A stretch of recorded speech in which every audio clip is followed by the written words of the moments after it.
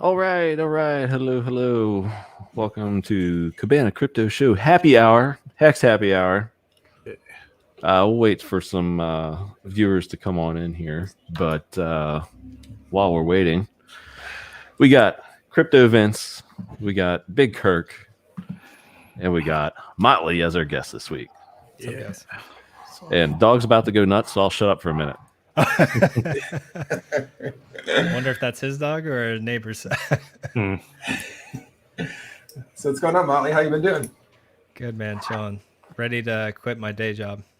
I feel you. But the problem is I signed a contract, so it's a little harder for me to get out of that one. Mm-hmm. Yeah, that was I didn't sign a contract actually. Makes So recently, just days before a big payday, when they're like, we don't need you anymore, but can you do all this extra work? I was like, no. Hard pass for me. Thank you. Hard pass. I remember you telling me that, actually. I think it was I was on with you and Franklin, maybe. Yep. That's right. It was like, there's not very many people that get to tell their work like, oh no, I'm not doing any of that. In fact, Nice. We got some of our European crowd. We got. Hey, what's up, Crafty? Vince and I will try to let you down. So. Anyone bring props today? I don't think we'll have to try. Or is that I don't know. under wraps? I don't know.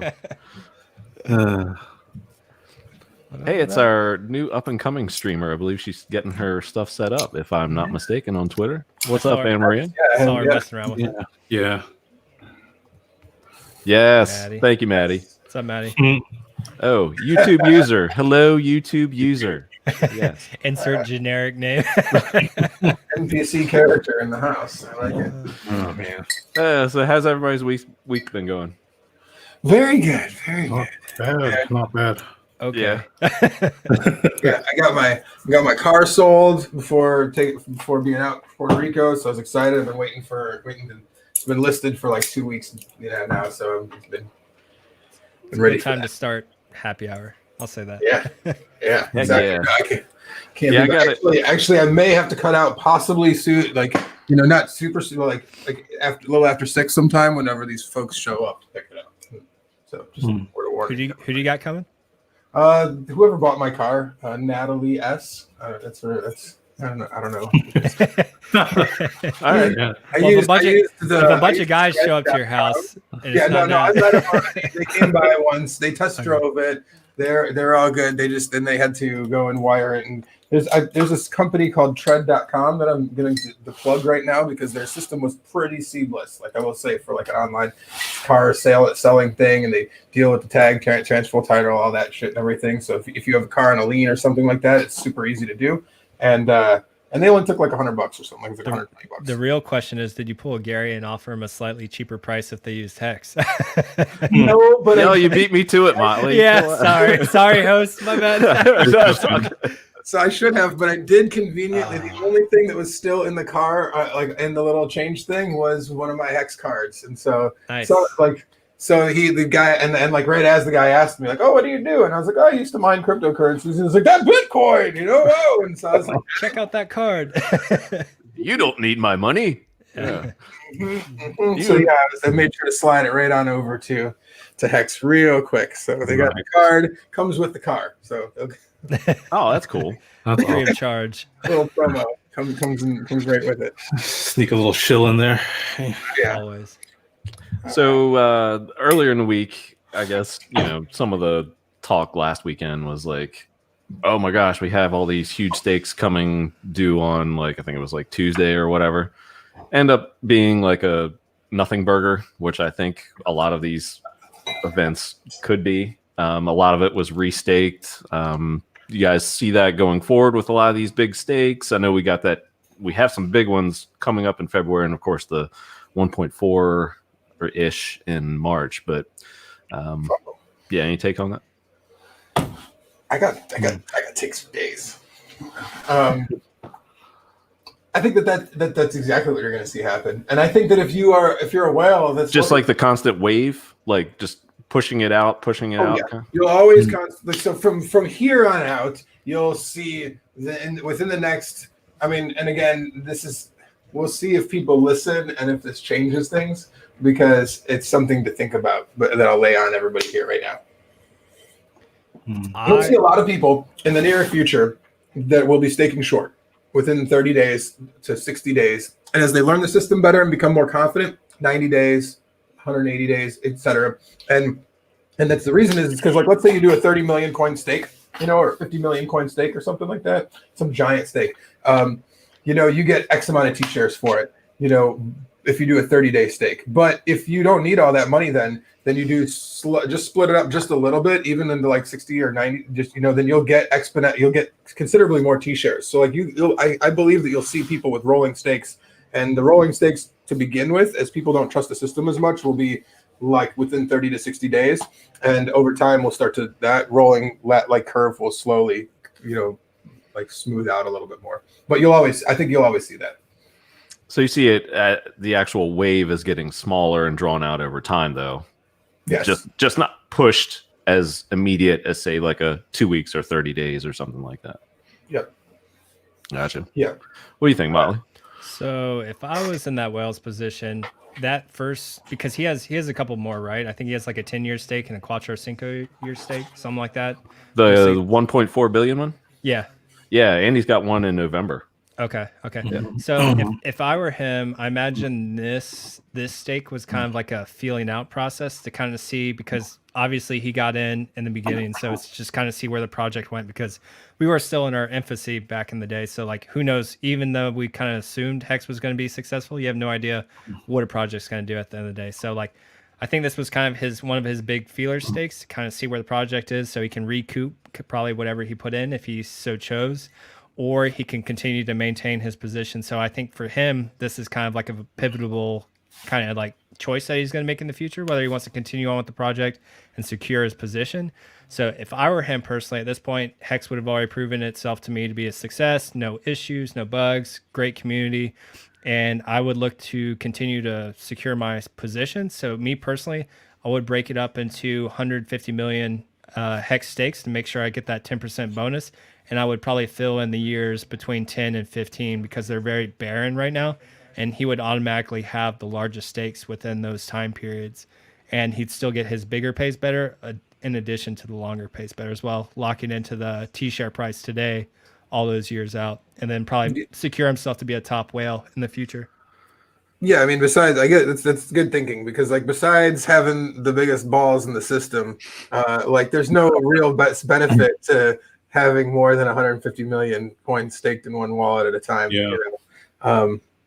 Or on a single stake at least. I also think that if you were playing some serious whale games and you were looking to have abilities to exit, I mean, why wouldn't you have, like, most of us, or a lot of people, have more than one wallet, and if you're a whale that had a separate wallet somewhere else, why wouldn't you restake your big wallet that everyone's watching and then exit your position once everyone starts buying, when the price starts moving upwards, because people have a newfound confidence in a sick whatever billion coin stake that just was made, then you can exit as much as you want on the pumps, because with your other wallets, is you've built the confidence yourself in the system. Yeah, and what do you think could happen with the actual share price, like right around, like that 1.4 billion? Like that's something that I don't think. Well, yeah, but like how much? Guaranteed. It'll only go up 10 max of 10% more than someone else who staked the same amount of or the same length of time on the same day. So if somebody else staked 100 coins, and they did it for the same length of time and on the same day that whale did, when they unstake, they move the share price up, because it's all about ROI. So like if you ROI'd, X amount of dollars or whatever, or X percent, then that's how much the share rate will move up. And same thing will happen with this whale, but he will affect the price, or the share price, to a 10% more degree, but due to the longer pay or the bigger pays better. So, I mean, it's like the system is fair, so that like whales can't fuck it up, and like consistently do giant stakes to jack the share price up a lot more. But we will see at least whatever the average has been, 10% at least more, probably that for that day. You think that might create like a bit of FOMO once people realize, oh crap, like this is an actual share price increase that you can actually see, not these like little updates to where it's like 0.0 something. I think it's definitely going to be bigger than that. But I mean, would that trigger a possible FOMO? Everybody's saying, oh my gosh, everybody's going to hold off until after that stake to see what this whale does. Well, what if it does the opposite, and it's like, oh my gosh, the share price is going to go up. I'd like it cheaper. Let me get in now. I think that it's all about the whether or not he restakes that people really want to know, because like share price to people become irrelevant if somebody starts dumping with the 1 point whatever plus their returns that they'll get 2 billion coins or something like that would be a lot of coins to dump on them. So like people would be scared of that, and they're way more worried about that. But it will create FOMO after the fact. If they do restake, then people will want to continue to stake more. It'll as longer too as well. Yeah. So, what do you think, Vince? Yeah. Well, as far as the whale goes, I think when it comes to people wanting to stake around that time, it'll just be a matter of it's just kind of the uncertainty of like. Potentially how much the market price will dump in comparison to how much the share price goes up. So it's a bit of a gamble. And as far as like the little guys, I think we're kind of starting to see, especially the people that kind of staked before big payday and weren't really, I guess, sure of the system. They're starting to build some confidence and kind of they're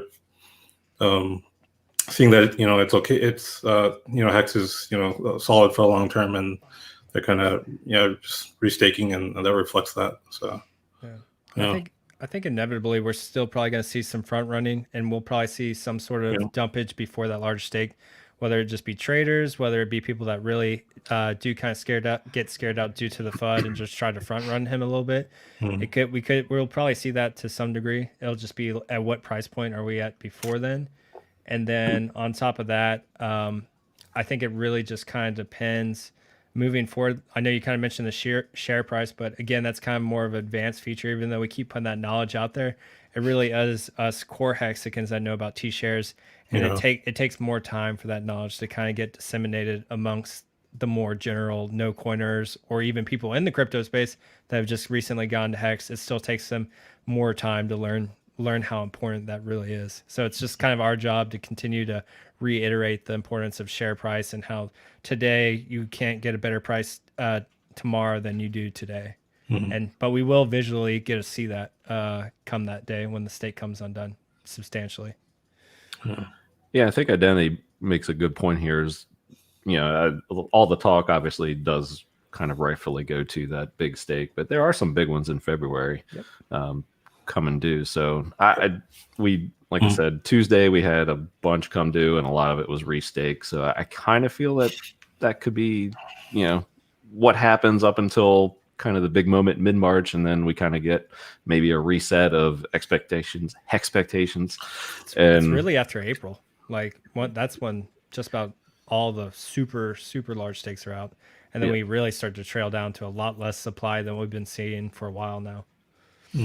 Well, that's when the countdown begins in my mind too. Like we passed by April, and we're into the you want to do 10,000x in 2.5 years, then we're into our last year of it. After got to move some point.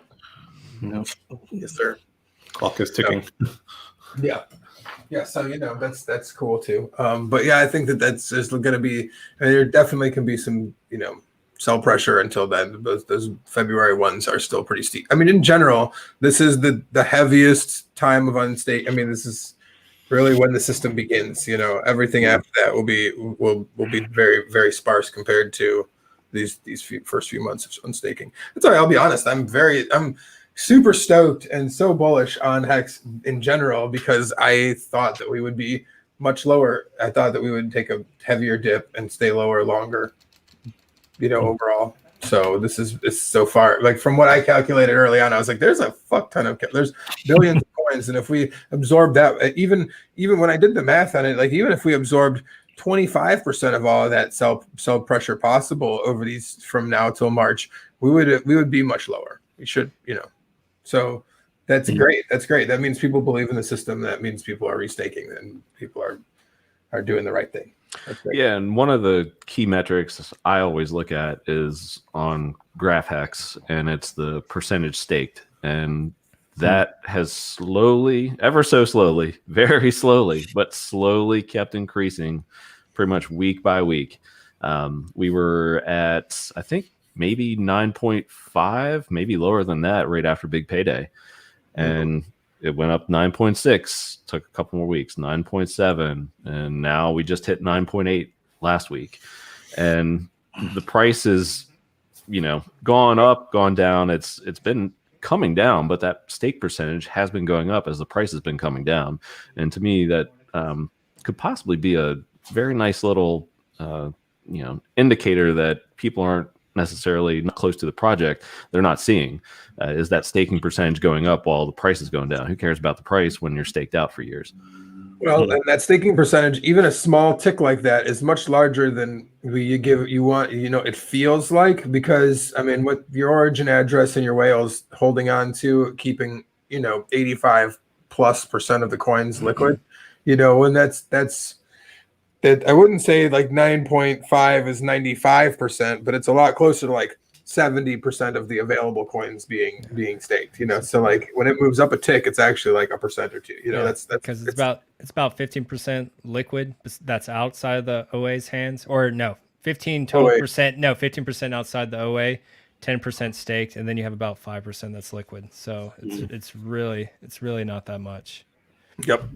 And that liquid supply is getting smaller and smaller, I would think. Yep. No expectations, but I would think.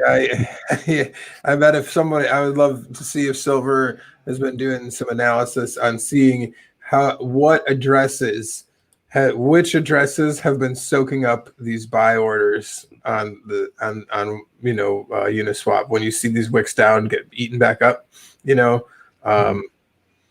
who is the ones buying it? If I was going to put some of my money in, I'm not saying that not a lot of Hexicans are, because I think a lot of people are, but I'd also put my bet on that some of those orders are benevolent whale addresses, that are consistently soaking up more Hex, to ideally sell.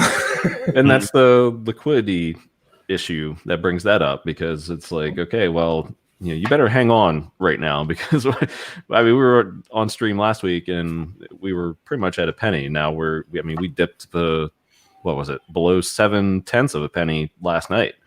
And we're tossing in all around, but it's very low volume. So if you look at the volume chart on the daily, the volume's decreasing as the price is coming down. So it's kind of like getting this little divergence going. So could we be, in a little bottoming pattern? Again, in short term, doesn't really matter for everybody who's staked. But like Kirk was saying, if the price appreciation or the design is for, mid 50 cents next year, the ball has to get rolling at some point. It's just, when will it get rolling, and how many will you be in? Yes, and how many have been shaken out, and who's, like you just said, who's in? I think that somebody's paying attention to all of that stuff. That's carefully. So like whoever whatever whales want to just bring the price to wherever they feel that like bringing it can, and would like to make sure that the people that are selling at the lowest price possible. So that's I'm fine, and I'm fine with that. And I mean, if you're looking at technicals, sure, you're exactly right. Like we're rounding bottoms on a few different things. If you're looking at your RSIs and your MACDs and your that kind of things, we're getting to. You're getting there. We're getting there. We're getting there. We're getting there. All right, let's just pull up the stakes here, because I just wanted to look at some of those in February that Identity Block was talking about. So yeah, you have on the second there.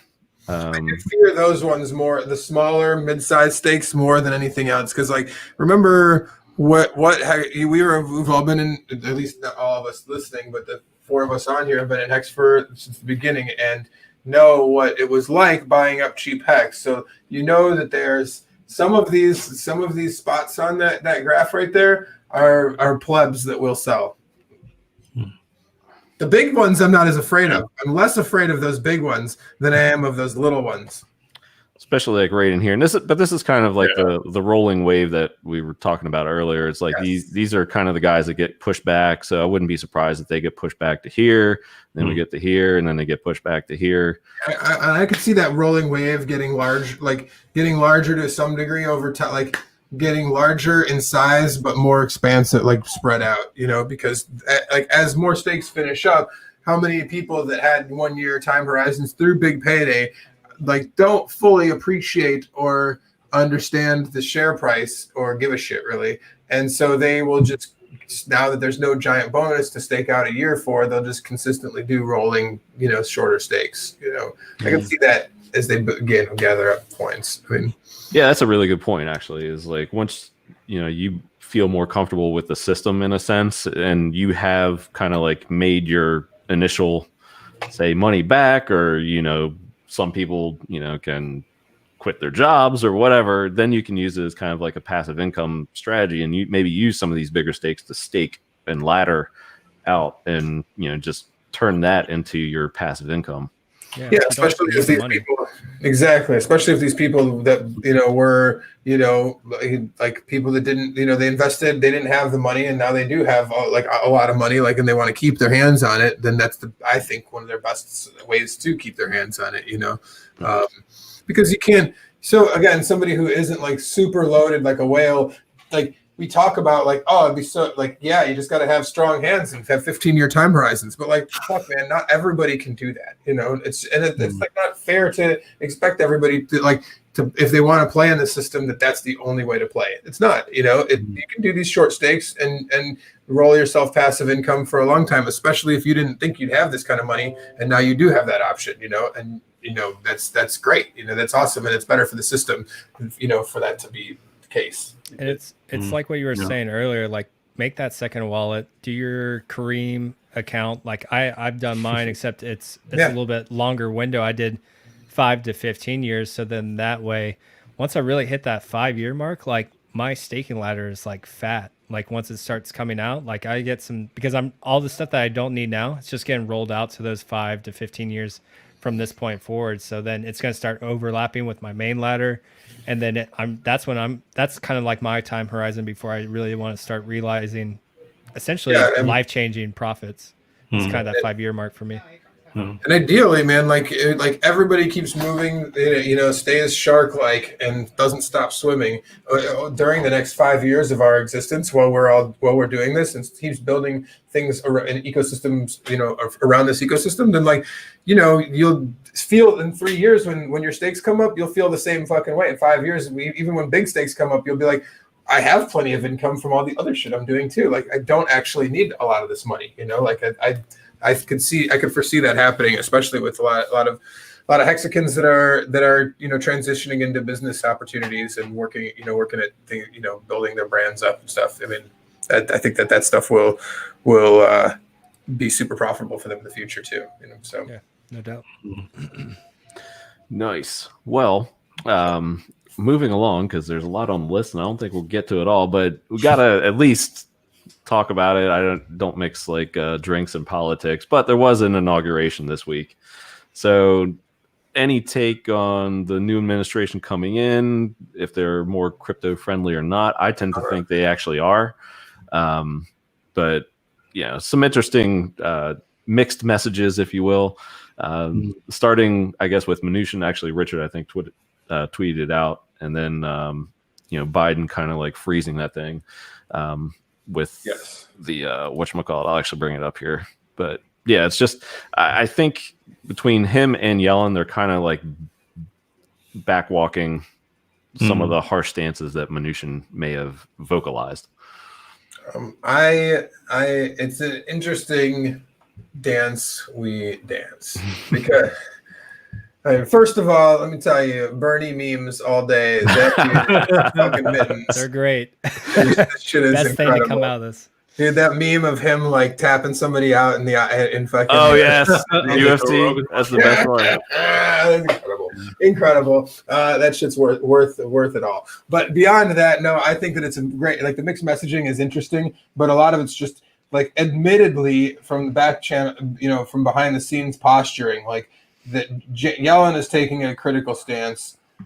We have also homeboy, what's his face, from the Ripple executive that that is also that's working with the Fed. Is that what it is? He's going to be working with, and he's positive on cryptocurrency. And if he gets his way in there, that's a good thing. But like Yellen has definitely been pretty anti. She said some pretty bad things, but I mean, as long as that wallet bill doesn't go through, that's a huge positive. That's great, fantastic. Yeah, I think that was like, I think it's one of the biggest fears or FUD out there is the unhosted wallets thing. I mean, they're stable coins and all that stuff. I think there'll be a time for that, but the unhosted wallets kind of went to a different level and freaked people out a little bit. I honestly think it's kind of irrelevant because I think as time goes on, regardless of what party's in office, I think we're going to continue to see more and more regulation, regardless that they seem to appear to be more crypto friendly now. I think as crypto gets larger and more adoption, it will inevitably come with more regulations. And then I think that's also going to be, but I think even as that time comes, it's more decentralized stuff like a HEX project that doesn't touch the third party, except when it comes to fiat on and off ramps. More third party DeFi is going to become more and more important as those regulations begin to roll out. And I do think it's just a matter of time rather than what party is in office right now. Yeah, I agree. The rules, I mean, like it's not, I mean, Yellen is really just echoing the same shit that you hear from everyone else around the place. Like they're like, well, she had an interesting week too, because I'll actually bring this up because it started off with, where is it here?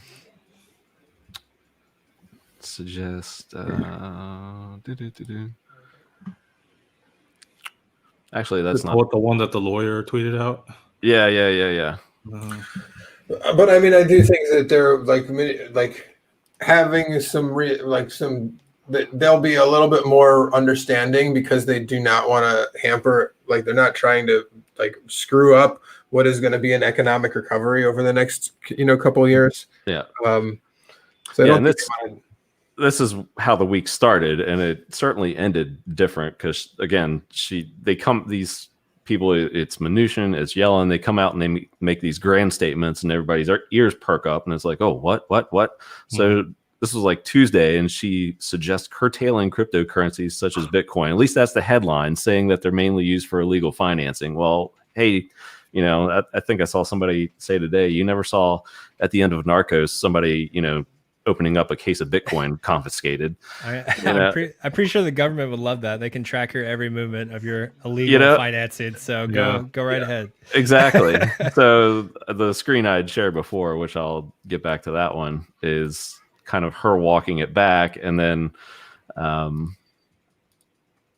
let's see here. So it's like she walks it back and she's like, I think it's important that we consider the benefits of cryptocurrencies and other digital assets and the potential they have to improve the efficiency of the financial system. She goes on, but it's just an interesting dance that I think. I didn't see that part of the art. I didn't see that part. I only saw the first thing. So that's interesting that I didn't catch that. That's great. You say interesting, I say gross. I mean, it is.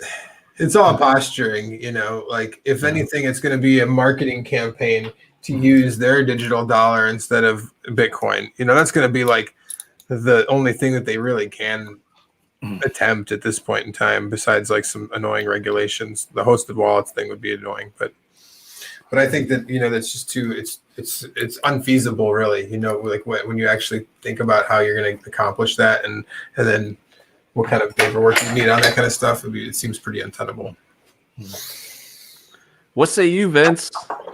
Yeah, well, I think it's just coded speech for she just wants to take the quote unquote good parts of cryptocurrency that they can put into the US dollar, the digital US dollar, and leave all the stuff that we care about out. like censorship resistance and owning our own money. So, yeah, I take everything she says with a grain of salt. My man. It's safe. That's the safe bet, man. Yeah. All right, this is the one I wanted to bring Kirk in on. So this, because you've actually mined, and this isn't a mining question, but it's more, I guess, of a technical issue. What's your take on the Bitcoin double spend FUD? Like, that's because it really, from what I've understood and read, it's just that it's FUD, and Completely. yeah, it's not. There is no double spend. It's that's what I'm not like seeing it, but it's just like, oh, that's the headline that'll grab people's attention. Retards, yes. That's. I mean, I'm sorry. I don't mean to use that. But it's simple, like people that do not fully understand the system are going to write articles talking about the technical merits of the system. This guy right here, this guy's freaking out. That's what they want, right? So yeah. Oh my god. And I mean, like, if it was something that was like possibly reproducible, then people would have and would be. And this is the problem with news and media in general, right? Like, I believe it was actually Cointelegraph that released it first. They didn't necessarily say it was a double spend. They're like, hey guys, you should look into this. It might be something. And so a couple of people started looking into it. And I think it was BitMEX and a couple others that jumped on it and ran with it because clickbait titles like this, critical flaw in Bitcoin, as we see the numbers going up like crazy, it's going to get you clicks. It's going to earn you. It's going to be a profit for your company. It's going to put you in the news lines. So people just ran with it, and they're going to go for the most drastic title they can without actually doing their due diligence and seeing, hey, was it actually a double spend or not? And then come to find out it's not. Everyone else can put their retract their articles and everything later, but they got what they want. They got their clickbaits. They got their financial gain from putting inflammatory title out there. It's a little deeper than that in the sense that, like, I agree with that 100%. But the problem, the inherent bad about what goes on is what continues to go on with this article. It's similar to like just it's using fake statistics to bolster your case, which we've seen done across politics a whole bunch recently. Because what happens is the reason why we're still talking about this is a very one of the other very fervent camps of zealotous cryptocurrency fans hear about this and propagate the falsehood more so than it needs to be, because it helps their game. And I'm specifically talking about the BSV camp in this situation. They will go at all costs to make Bitcoin look bad, even if it's to spin very untrue statements. So they'll propagate that falsehood because it serves their narrative. And so and there's zealousy, similarly to the Hexicans, in the sense that they do show up, and even if their shit, unlike us, is based in bullshit, because mostly it is, they still show up. And when people see a lot of people show up and say the same thing, dummies tend to believe it. That's how they get more people buying that shit. Even that is very short-sighted, though, because if Bitcoin actually failed and just say back when we had the inflation bug, and if if Bitcoin Cash developer didn't actually report that and actually utilize that flaw in the system and print as much Bitcoin as they wanted, you could destroy the whole space, because whether we like it or not, Bitcoin is still the OG. It is still the predominant number one in the market. That camp is pretty nihilistic. They would but that's what I'm saying. They would shoot themselves in the foot if they pull that, because you really could just bring down the entire space just with that. It's all these digital assets are worthless. What I'm saying is, I think they happily would. They might, but that would be to their own detriment. I mean, their shit is already they watch everything else pump around them constantly, and they're fucking losing their asses. It's got to be painful. I mean, it's and like I said, being as somebody who was in that I was in the Bitcoin Cash camp and saw that whole side develop, and they're pretty. They have convinced some of those cats that they don't need to make money in this shit. This price doesn't need to go up. This is something else. I don't know. I don't understand it. So like, do I think that they would, spew like untrue things for their own narrative, and even if they would cause, the detriment of the whole space? No, that's fine. That's what they want. They're like the zealots that are like, tomorrow Bitcoin's going to go down, man. And you're like, dude, that would fuck you too. And they're like, well, it's got to happen. Everything's got to go down. And you're like, well, Hex is going to go down. Oh my gosh. Yeah. Oh yeah, we're the biggest scam to those guys. I reached out to a couple of them that I met because I went, like I said, I went to Tokyo. I met a bunch of them. I mined a bunch of that shit. I lost my ass. And shake CSW's hand, all that shit. Met him out there. I met all those cats.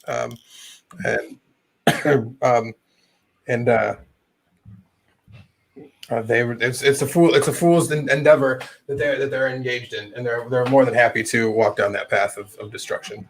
So like I said, I'm good on that. I'm good at that stuff. There's Tyler Winklevi's tweet. It's clickbait. Yeah. Yeah. Clickbait. But again, at the same time, it's a little more than clickbait too. I mean, like if you're gonna have the first dip of this, like real dip of this bull run, I mean, why not have it hinge on some garbage FUD too? I mean, you do get some fucking weak hands shaken out too. Some cats disappear by the wayside because they stupidly sold out and they didn't understand the system. Yep. And there's no bull run that I've ever seen that just goes straight up. I mean, you have these wicked dips sometimes, and in traditional markets, like a 25% dip or whatever it was in Bitcoin would have been, a crash in a sense. But in crypto, it's like, oh, it's crypto, and we're still in the bull market, and hopefully you bought the dip, and we're kind of like maybe settling down here. Ethereum is about ready to just bust in the new all-time high territory, which is exciting. But these monster dips, in a sense, over 20%. They are a part of the bull market. You just have to be ready to capitalize on them. And, whether, somebody comes out and FUDs intentionally, a big entity, because, somebody they know wants to load up, that's all in the air and speculated about, but it's all part of the game. Yeah. I mean, shoot, you gotta, as Bitcoin goes up to these prices, like almost 40,000, you have to kind of change your mindset where you have these declines, and the price of Bitcoin can go down by 10 grand. That's like half of its all-time highs back in the day. And that's just going to be the new norm with these wicks. The USD value of these wicks it's going to be dramatic. It's going to be huge. Yeah, it's going to be it's going to be jollying to you, because we're not used to Bitcoin sitting at these prices right now, 40,000, and ETH pushing over its new all-time highs and getting ready to pop off as well next. So it's just something you just kind of have to recalibrate to as we move forward.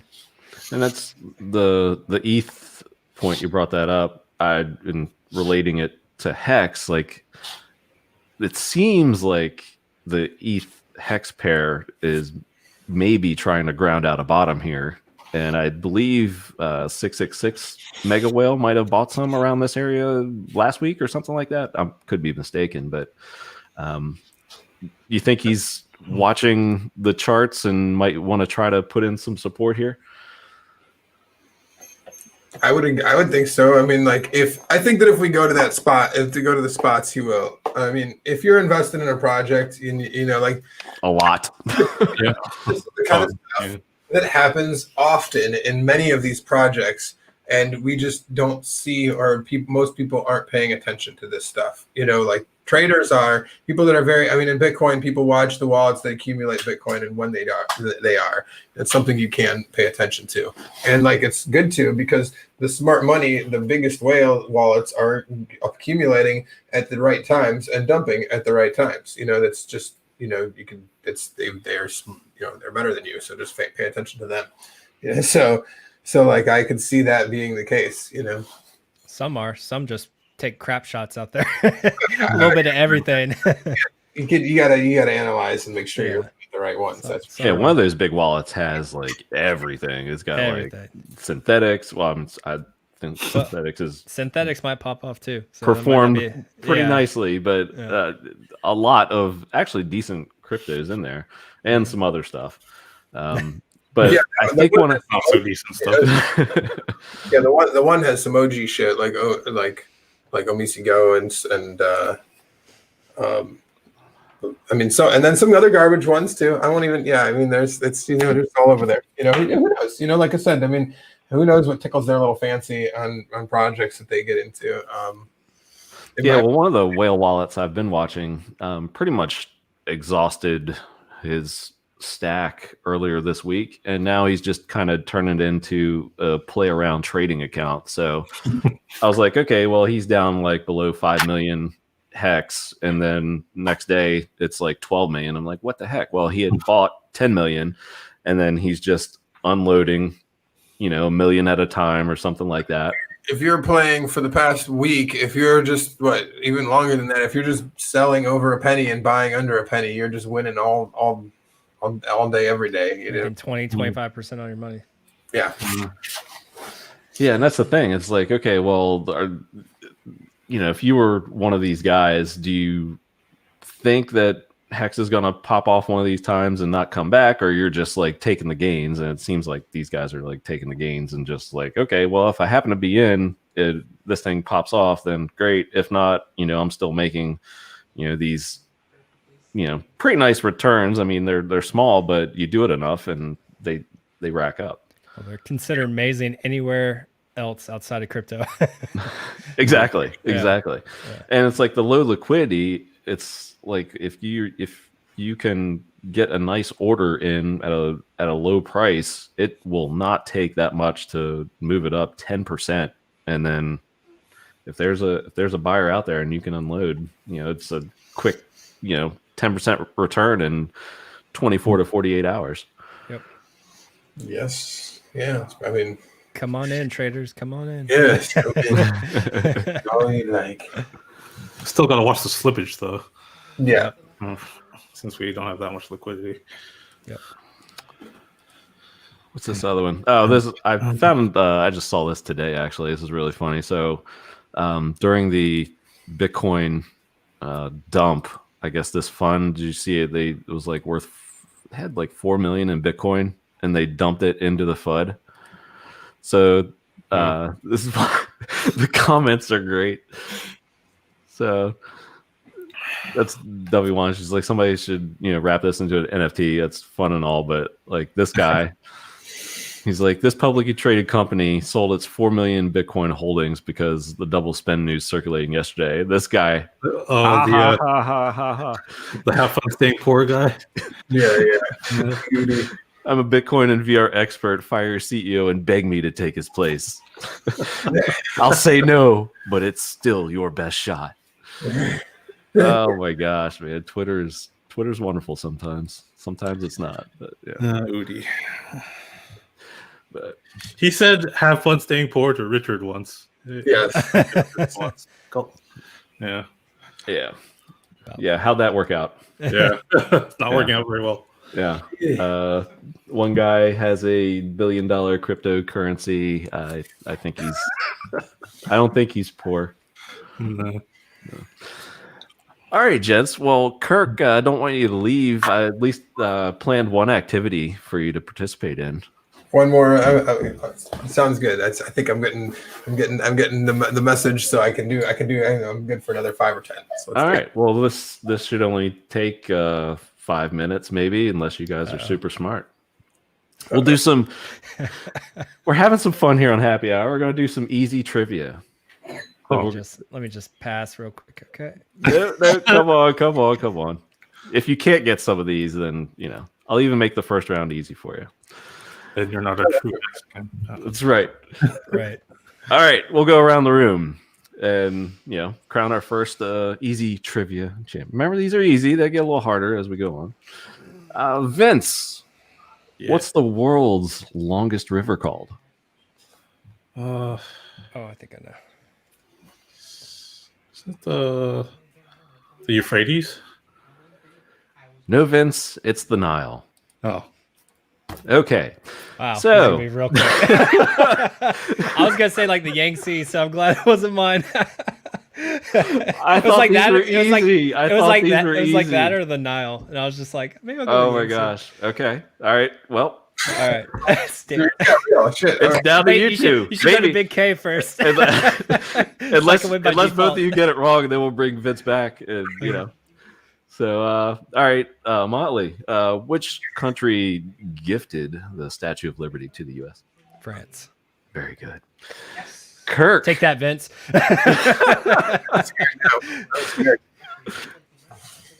Yeah, Vince. All right. All right. Another river question. Kirk, what is the name of the longest river in South America? The Amazon? Very good. I would hope so. Motley. It's the only one I know in South America. My list of rivers I know is pretty slim. Motley, which U.S. state is known for peaches? Georgia. Very good. Big Kirk, where is the Great Barrier Reef located? Australia. Very good. Sorry, man. All right. Motley, in the U.S. version of The Office, what is the name of the city they live in? Scran. Very good. Big Kirk, what's the name of Robin Williams' film where he dresses up as an elderly British nanny? Oh my God. Oh, Mrs. Doubtfire. Nice. Good. Motley, what is hummus made from? Chickpeas. Very good. All right, Kirk. Do you know Star Wars? I do. All right. What is the name? Unless I get it wrong. What is the name of Boba Fett's ship? That's tough. I don't think I know that. God, I had a card of it when I was a kid too. I've been watching Mandalorian, but it hasn't helped. It's in Mandalorian. I know it is. I don't know. I give up. The Don't you cheat. no, I'm just Vince knows. Wait, should we let Vince come back on alive with this? All right, Vince. Wait, unless I can get it right. Can I try to get it right? And then Yes. I don't think I know it. I was just gonna say like interceptor or something. No. Which I don't think it's right. Okay. All right, Vince, hit it. Slave one. Slave one. Slave one. Okay. Did you look it up or do you know it? I'll I throw knew that it. one away. I had the card for I played the the trading card game. I had no idea. The card. Congratulations, Motley. This is your moment in the spotlight for the first ever Hex Happy Hour Trivia Champion. Yay! That'll keep me up at night, guys. All right, so One on chickpeas.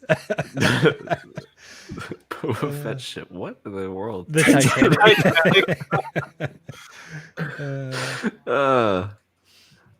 Here's one. That was fun. What country in the EU is the biggest producer of bananas? Ooh, that's tough. No way. I see the answer. Really? I'm not looking. Is it something weird that we went? Yeah. It's Germany. No, that's too cool. It's got to be somewhere warm, right? It's got to be tropical. Spain? I think. I was gonna go like Portugal, but I was going to guess Portugal. Same. Is that right? Well, that's not the answer that Sapper has given. Oh. Someone Google it. Someone verify it. Iceland. We need to verify this. It is very green in Iceland. Iceland It is. is the It is. opposite. So It's opposite of Greenland. Greenland. Yeah. Yeah. but I didn't know they were a producer of bananas. But that green shit. We had a banana tree up in Chicago, like a little banana tree in a pot up in Chicago that never gave me a fucking banana. In like 10 years we had it. So All right. I'm going to have to do some okay, fair Can't enough. be giving out misinformation They've on got they've got the Earth, the geological. Yeah, Iceland. That's Yeah, what I Iceland. That's what I meant. Thermal electricity. There you go. That's what they got. That's pretty badass. Yeah. All right. Well, Kirk, before you go, man, NFC and AFC championship games on Sunday. Who you got in the Super Bowl?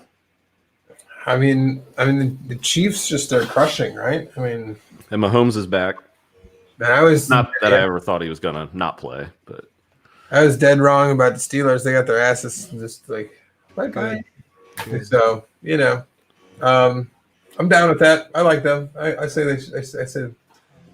Who was the NFC game? Is it the Saints and who are they playing against? Packers Bucks. Packers Bucks. I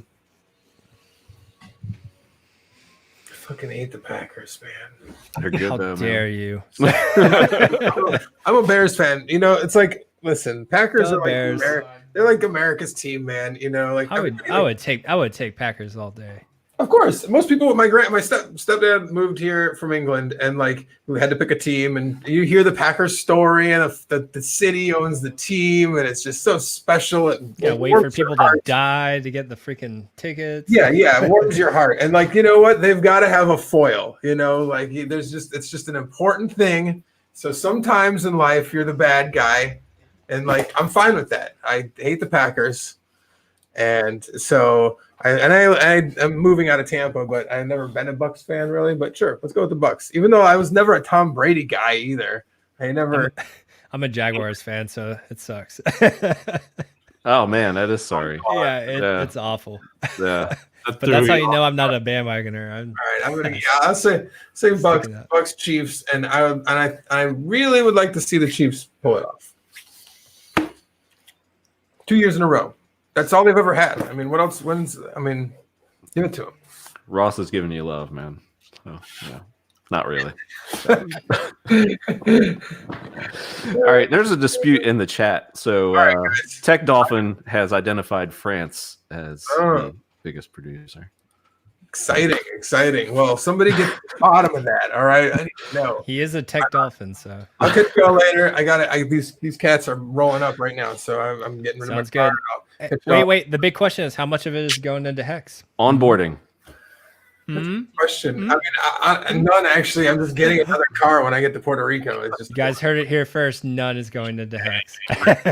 Well, that's like live stream the sale and convert them in the Hex while you're. I got the card. I already I'm working. Let's watch your salesmanship. All right, paid guys. I'm good. All right, man. See you later. Yeah. He's slacking. Yeah, man. You watch UFC, Motley? Yes, of course. I think you do. Yeah, that's what I thought. Who you got? McGregor, Poirier.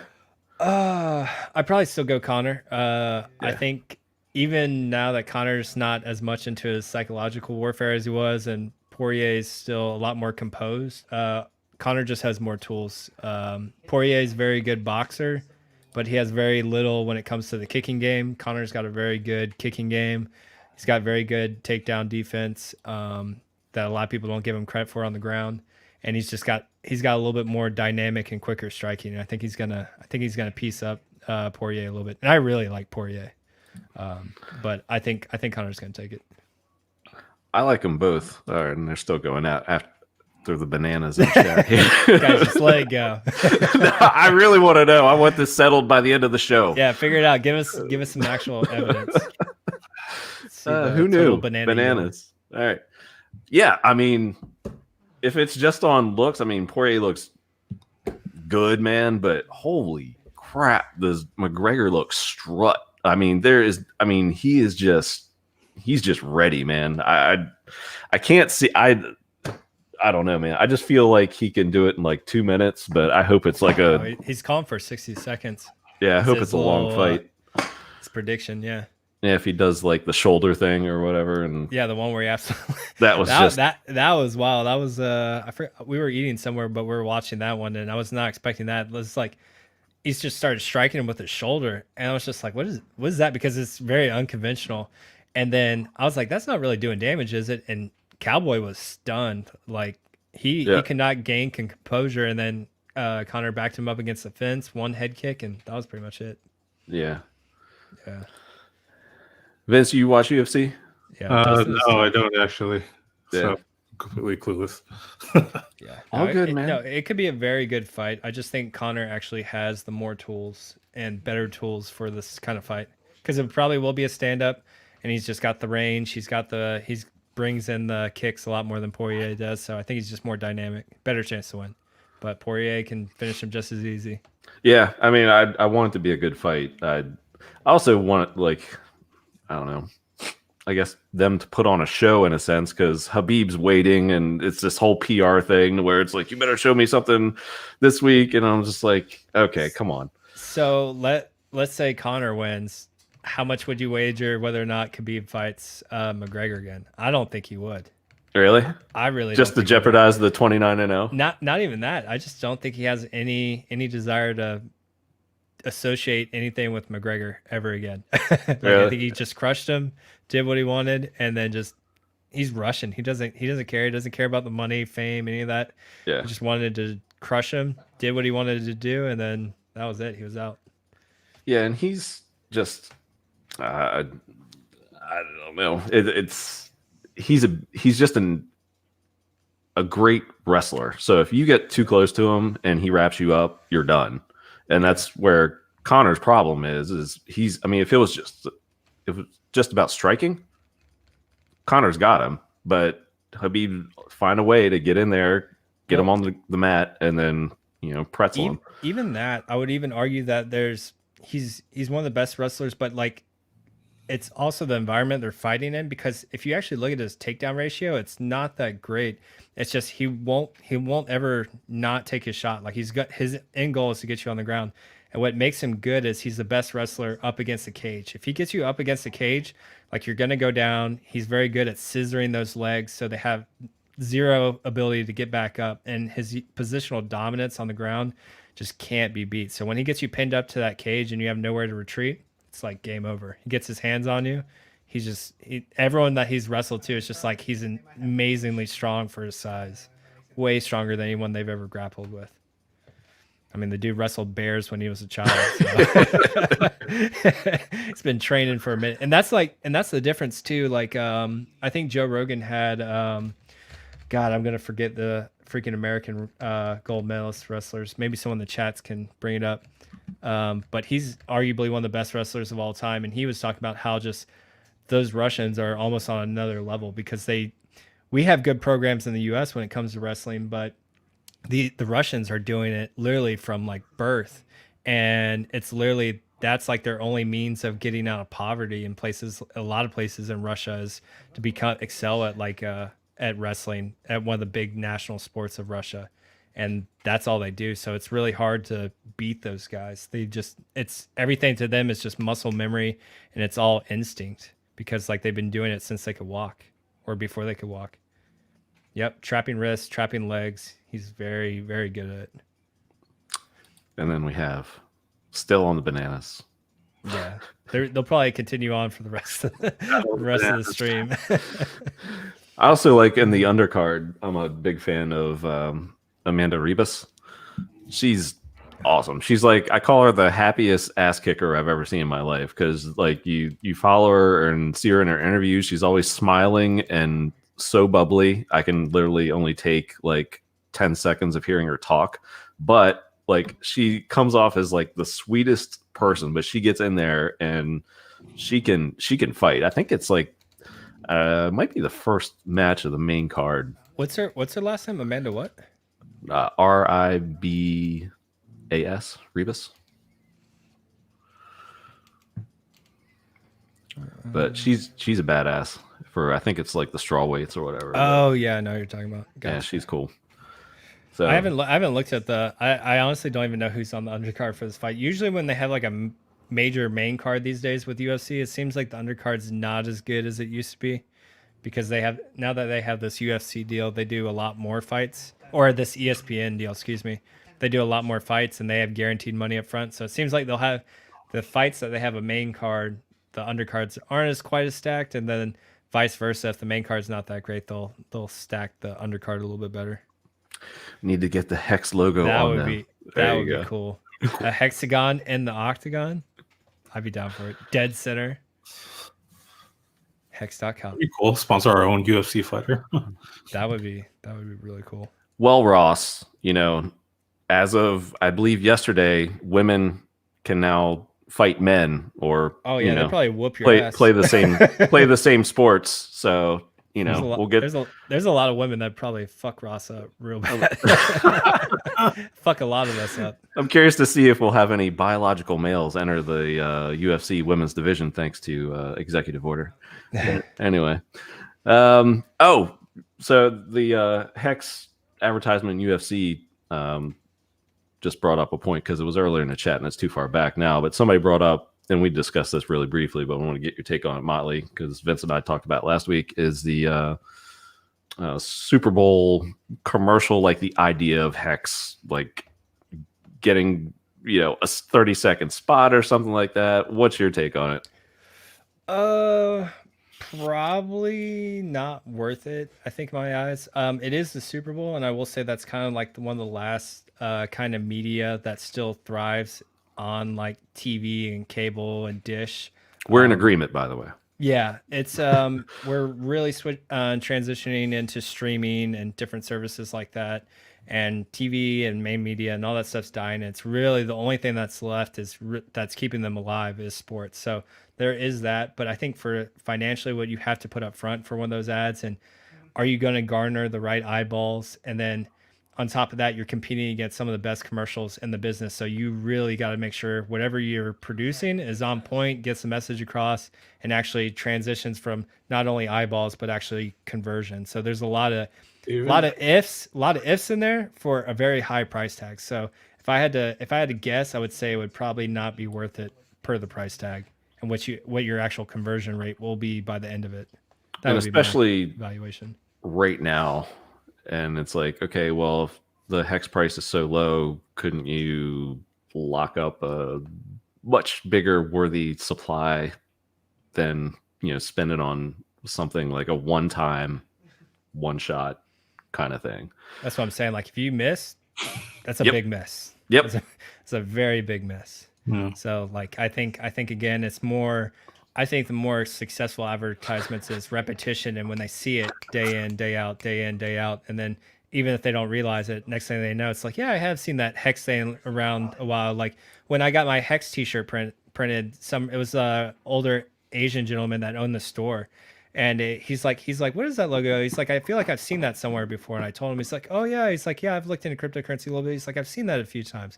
And it's Really? just about that That's repetition and about it like getting out into the space and people seeing it over and over and over again, as instead of just shooting your load on one commercial kind of. Yeah, like I said, I think the money could be spent better elsewhere. I know, remember Litecoin did the UFC advertisement like last year or something like that, and I was just like, come on, like just stop. Did they? Oh yeah, they put it on like the canvas, or they put it on someone's shorts, or what? No, it was I think it was the mat. Yeah. Okay. Yeah. I mean, you could. Don't get me wrong. I would love to see the Hex logo on the UFC mat. I think that would be sick. I would get really excited. But will that convert people? I don't know. Right. I don't know how much that costs either. I don't either. Super Bowl, you're talking like definitely $5, less than $6 the million Super Bowl. dollars. But yeah, not the UFC. So that'd be. I mean, Yeah. really, your logo would be in all the highlights and pretty much, you know, most of the live broadcasts. So that's one good part of it, I guess. And football is good, probably a decent demographic for Hex, but I think UFC would probably target it down even more because it's much more military, much more.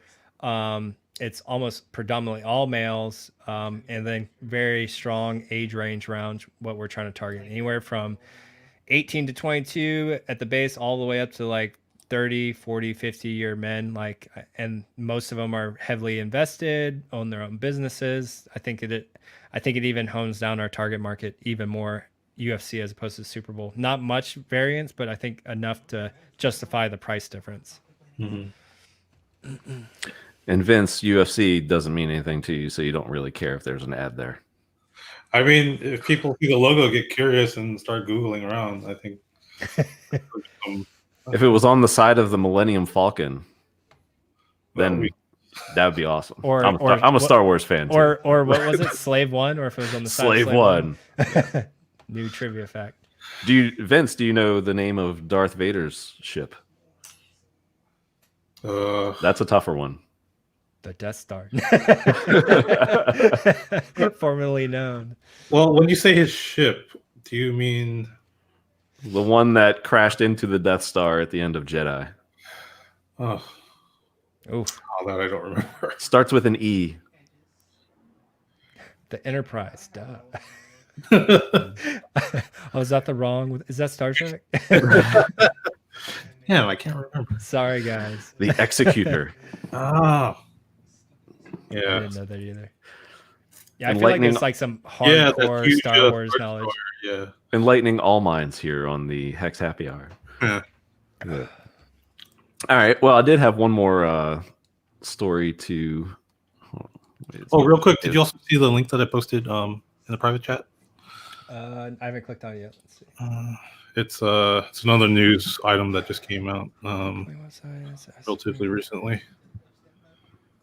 Basically, CSW sent out Oh my God. initiated some legal action to try to get the Bitcoin white paper taken down from the major Bitcoin websites. Oh yeah, I think I tweeted about that yesterday, and somebody put them out there on like decentralized drives, and it's like, try to take this down. Haha. Yeah. This is interesting because BitcoinCore.org actually caved in and removed it. Really? Yeah. Wow. Weak. Yeah. Here we go.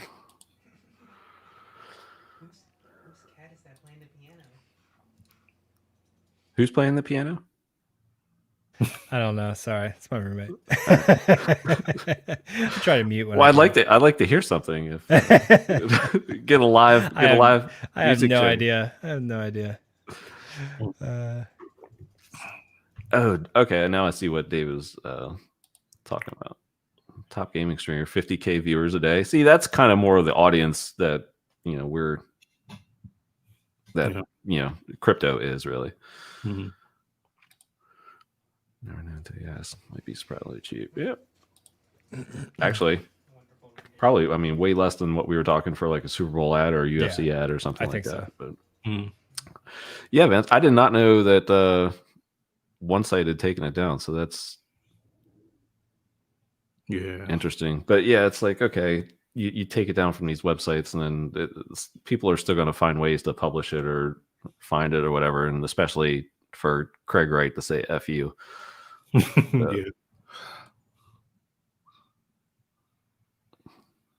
Yeah, fair point. We still got that's a good point. UFC picks coming in. I got Habib. Yeah. I'd love to see it too. All right, so I had one more on here, and this one is actually just came out, I think yesterday, or it was written about this morning, but kind of refers to Hex in a way, or doesn't refer to Hex, but it brings Hex to mind. Because Grayscale is looking at other coins besides Bitcoin and Ethereum now. So they're looking at Chainlink, BAT, Decentraland, LivePeer, and Tezos. Decentraland. Yeah, it's interesting. I know Litecoin Moses, Hex Jesus is happy. Yeah, I can think of a few Hexicans that have a lot of. I think the coin for Decentraland is mana. Yeah, and I know a couple of Hexicans that got a lot of mana that are may or may not be ready to dump it. So there you go. I'm sure they would love to see Decentraland get popularized. This could produce a nice little pump, and then there you go. There's your exit. Yeah. I hear gas fees are a huge problem for them, like even worse than ours. Decentraland? Oh, I'm sure. I mean, they were very meticulous from what Richard Hart said, that when they were actually designing Hex, like they really, really took the time on the gas fees, because they realized quickly the further they put those the staking limit out to, that those gas fees getting calculated started to become very, very, very, very, very expensive. Yeah. And so they made sure to be as efficient as possible as they could, and then on top of that, then they limited how much we could stake out to. Like they initially wanted us to go out to, I think, almost like 50 years at one point, or longer than 15 years, but it was the gas fees just weren't feasible, even with being as efficient as possible. Yeah. So I said that just brought Hex to mind because I guess it was weeks ago Richard tweeted about making like a Hex scale kind of thing, or not making one, but one coming together and Hex being a part of it. Do you think that would realistically happen at some point, or is it more kind of like these centralized coins that have a shot at these bigger fund type deals? I don't know. Look at I think Silver did a video where he analyzed all of Richard's tweets, and I'm pretty sure just about everyone came true in some sort of manner. So I'd say it's likely. Just might be a matter of time. I guess it depends who puts it together, and Right. if they're strictly into crypto and maybe not based in the U.S., then I can see that happening more than a U.S. based entity like a Grayscale bringing in a HEX kind of thing, because then I don't think they'd be U.S. based. Exactly. It's easier to get that done in like the Caribbean or somewhere outside. Yeah. But I think he's waiting on. I mean, he put it out into the kind of ether and just kind of waiting on people to put proposals. And I think he said he only received like one or something like that. So he didn't get a lot of feedback on that. So it's probably something he's going to actively pursue when he's got more time. Yeah. I mean, if nobody else is going to do it, build your own kind of thing, or hire somebody to do it. Yep. Or find another way around it. No expectations, of course. So, of course. Well, not yet, but possibly. It's on the roadmap. I mean, that's how it all started, though, right? Like even Coinbase back in the day, like they were just going to do like Bitcoin, then got Ethereum, and then Litecoin, and just added them all eventually because they realized they couldn't compete if they just stayed on those couple coins. It just wasn't profitable because Binance and other big exchanges were pushing them out of the market. We can dream, Spike. We can dream. So I think Saylor just came out today, or news broke that he's, I guess, putting together this conference like in the next month or two for businesses and how to get, I guess, into Bitcoin and the benefits of that. So just talking the trickle down effect. I think that's just a general market positive, but yeah, it's Spike's dream tweet there. That would be awesome if he actually understood HEX and included that in his holdings. But I think he's pretty much a Bitcoin maxi from everything I've read. It's like the boomer coin right now. It seems like. Yeah, it'll be like the digital gold, literally. Yeah. So yeah, make it happen, Spike. Hey, reach out. It doesn't hurt. There you go. All right. Doesn't hurt. Calls in. So, all right. Well, I guess that brings us to the what everyone's been waiting for. I guess evidently for some reason. Motley, are you ready to be guest judge? Yeah, let's go. No trivia questions for you. So it's I'm just supposed to judge whether or not one of you guys laughs, right? Yeah, well, somebody laughs, and yeah, that's a point. Now, what's the criteria? Is it literally just like, or like? Do you No, that would not make it. Okay, but so it's gotta be an audible kind of something. There you go. Okay.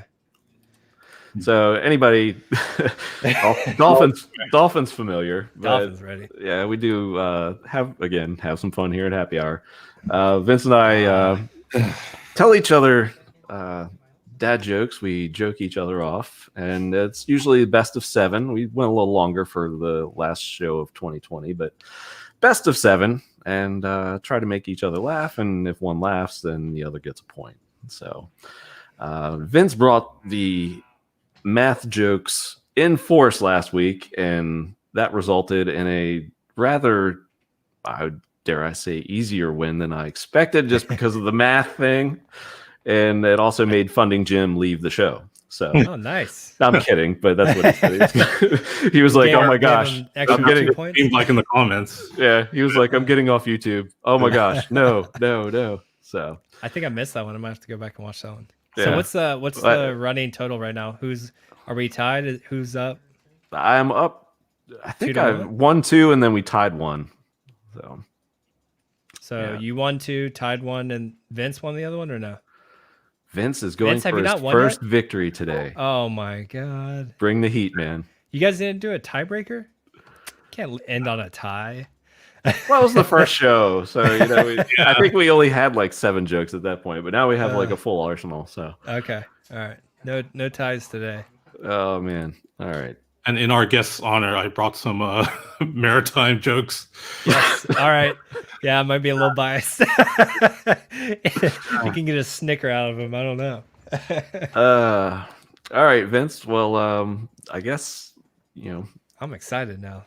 I think go I went for it. first last time. Maybe you want to go first? Well, I'm the defending champion, so I choose. But That's yeah, true. why don't you win, and then you can choose next week? Sure. Ooh. All right. All right. Hey, Cabana. Hey, Vince. What do you call a dog that's in the Navy? Oh my gosh. I don't know what. A subwoofer. 1 point, Vince. That was easy. That was really easy. Oh, this is it. This is Vince's day. I feel it. Oh man, come on. All right. Let's go. Ooh. All right. Good job, Vince. 1. Oh, Gotta get Pat's in the going zone on. here. All right.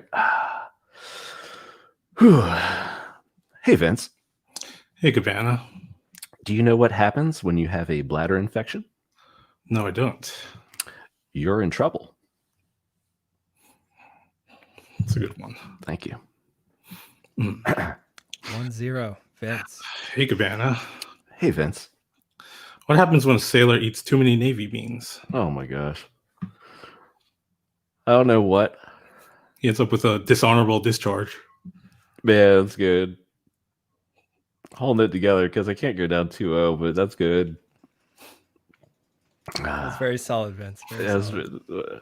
or maybe not solid, depending upon. Yeah. Yeah. Okay. Hey. All Paint right. the toilet bowl. Okay. All right. Hey, Vince. Hey, Cabana. What do you call a pile of cats? I don't know. What do you call a pile of cats? A meowton. He's like, all right. Getting serious now. Oh. Is that kind of you laughing at your own joke? No, Yeah, I was just about to ask that. I was like, I do was we kind of laughing do at we the put him in the grunt. negative? I was laughing at the grunt. Hey, Cabana. Hey, Vince. What's the largest ship in the Chinese Navy? I don't know. What is it? Censorship. Oh, wordplay. Very good. That's good. Very good. Very good. I guess back to the poo jokes. Hey, Vince. Hey, Cabana. Did you hear about the constipated accountant? No, I didn't. He couldn't budget, so he had to work it out with paper and a pencil. It's a good one. Thank you. That's a very good one. Thanks. Hey, Cabana. Hey, Vince. Why do the navies of Denmark, Norway, and Sweden all have barcodes on their ships? You were hot with the Navy jokes today. I don't know, man. Why? So when they come back into port, they can Scandinavian. Oh, man. All right.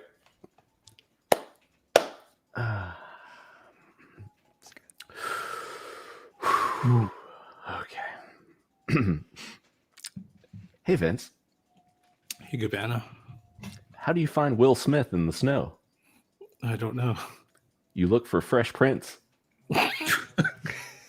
There we go. Tied up. 1-1. 1-1. Got me there. Come on, Vince. You can do this. Hey, Cabana. Hey, Vince. Why is it so difficult for sailors to play cards? I don't know. Why? Because the captain's always sitting on deck. Okay. Yep. I can handle that one. Okay. Yeah, that was a weak one. That's good. All right. Hey, Vince. Hey, Cabana. Did you know that I always buy my weapons from a guy named T-Rex? No, I don't. He's a small arms dealer. Ooh, that was a close one. I don't know. He's covering his mouth. Well, the problem was David Fetter's comment was blocking Vince's face. I was struggling. I don't know. I'm going to be a little biased. I'm going to give him the benefit of the doubt on this one. We're still tied, gentlemen. Oh man, the judges are against me. I'm a little biased. So, all right, Vince, don't screw up again. Hey, Hey, Vince. what type of vegetable is banned on ships? I don't know. What? Leeks. Yeah. That's good. That's good. Whew, okay. Made it.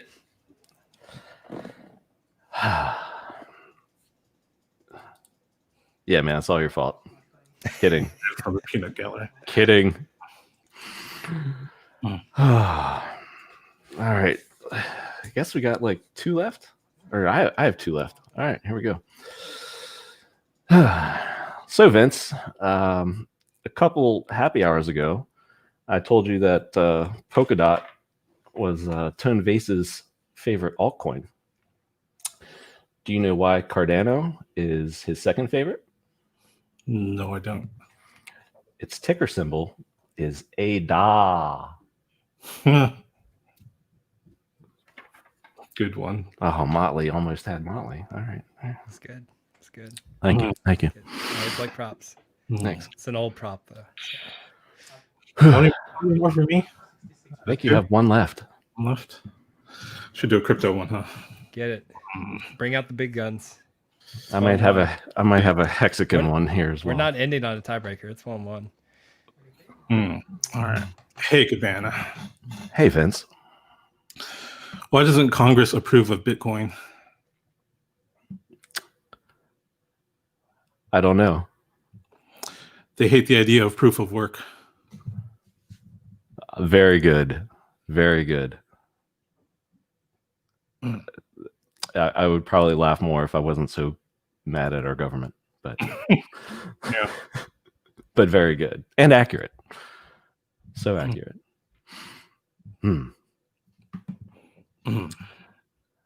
right. I might have an extra for overtime if we tie.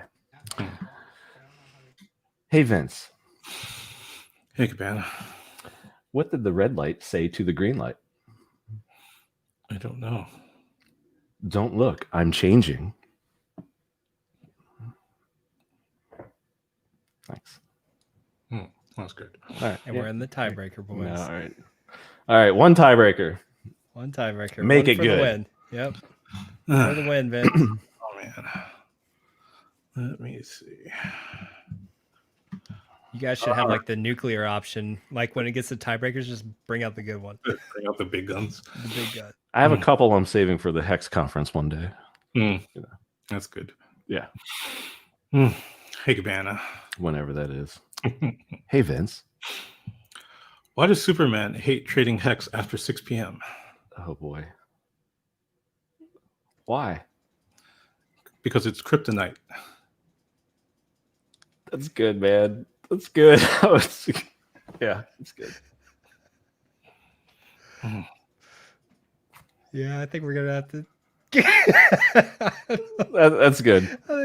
That's a laugh. That's a laugh. All right. That was good. Can you get redemption?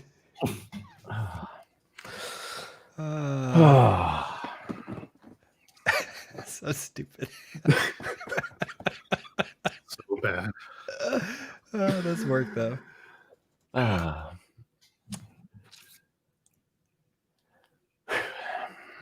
Hey, Vince. Hey, Cabana. Did you know Snow White called RG3 last night? No, I don't know. Yeah, she asked when he was coming home. Uh-oh. I think we have a winner, people. Oh, my God. Vince!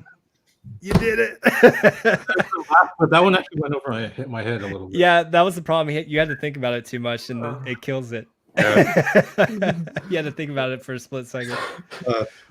Congratulations, Vince. You won the judge over with the Navy jokes. So. With the help of David. And David blocking your face. Chair from the outside. Or an object. Nice. Thanks, David. Oh, he's a dwarf. Got it. Yeah, it was like that split second of thought kills it. Uh, That was good. That was a good one. Delayed gratification, everyone. Delayed gratification. that's the ultimate Hex joke, right? Yeah. Yeah. It's the delayed gratification joke. All right. Well, Tech Dolphin, these jokes were surprisingly above average. It's like people hated my math jokes last time. Oh man, Ross. The 7 RGs. I mean, now you laugh. Now you laugh. He does name his RGs. So. That was good, guys. You're welcome, Brand. All right. So Hexo's coming up here in a bit, but yeah, this is a part of the show where we wrap it up. Tell us where you can find you, Motley. Everything should be Motley Investor on Twitter, and I think it's just pretty much Twitter, Telegram, and then YouTube's a little hard because Motley Investor will come up, or not Motley Investor, Motley Fool will come up. So if you want to find my YouTube channel, just type in investhex.com. And that'll link you to my YouTube. So quick and easy. Go that route. That's about it. Nice. Thanks for coming on, man. Yeah, of course. It was fun. Appreciate it. A good time. I appreciate the Navy jokes, Vince. That was good. Way to I'm sell gonna have the to judge. do more research. I did some weed jokes last week for Big Kirk and There you go. Richie Rich. So Play I'm gonna to have the to judge. butter up the judges next time. Always works. Vince, where can we find you? I'm on Twitter at CryptoVince369. And that's it. Because you only Twitter. You are exclusive. But he's No one multiple hell of a Twitter. exchanges. That's right. It's one hell of a Twitter. So give this man a follow. Thank you. You're welcome. And everybody knows at Cabana Crypto everywhere. So all the platforms. I think Hexo's coming up here. His pre-show starts, or his countdown starts in 10 minutes. And thanks, everybody. Any closing thoughts? Change your mind on the McGregor fight, Motley? Nope. Okay, neither have I. Yep. Oh, Super Bowl. You watch football? Nope. I haven't really watched this year with Jaguars sucking so bad. But who was it again? Bills and Chiefs from the AFC, and Packers, Bucks in the NFC. So I'll take Packers, and then Bills have been good this year. Not bad. Kansas City's offense is pretty darn good, but Yeah, I'll go Kansas City. I hate the Bills. And Super Bowl. I'll go Kansas City, Packers. I'll say Packers take it. Wow, nice. I said Kansas City over Green Bay like a couple months ago, and I'm leaning Green Bay now, but But you want to stick to your initial. Exactly, yeah. Who you got, Vince?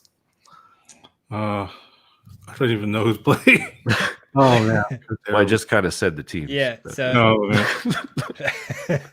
you have Kansas City and Bills. I'll go Kansas City. Okay, and then you have Packers and the Bucks. Packers. All right, and then who's gonna win? the Super Bowl with the Hex ad that won't happen. That won't happen. Pretty. Let's go with that. Did you say Green Bay? Yeah.